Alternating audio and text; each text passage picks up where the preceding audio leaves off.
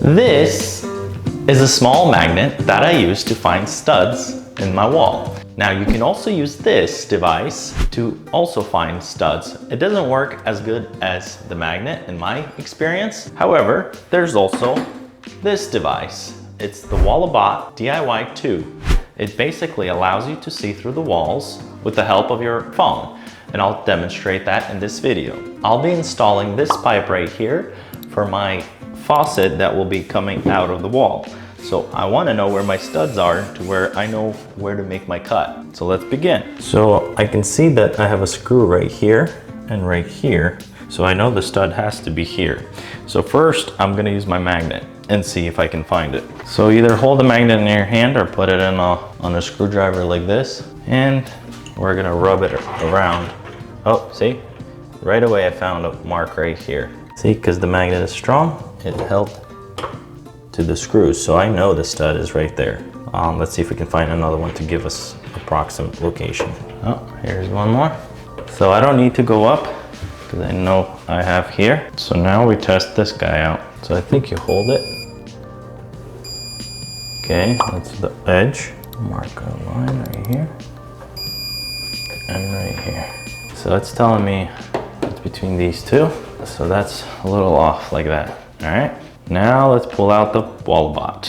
So right off the bat, it comes very nicely packaged in this clear plastic that we're gonna cut open. A very nicely designed box. Ooh, some instructions. It's telling me to keep it safe, charging, and it's a pretty big size. So in comparison to my iPhone 10, it's a little bigger. I think you're supposed to put it like this and go. Oh man, hopefully it's charged. Let's see.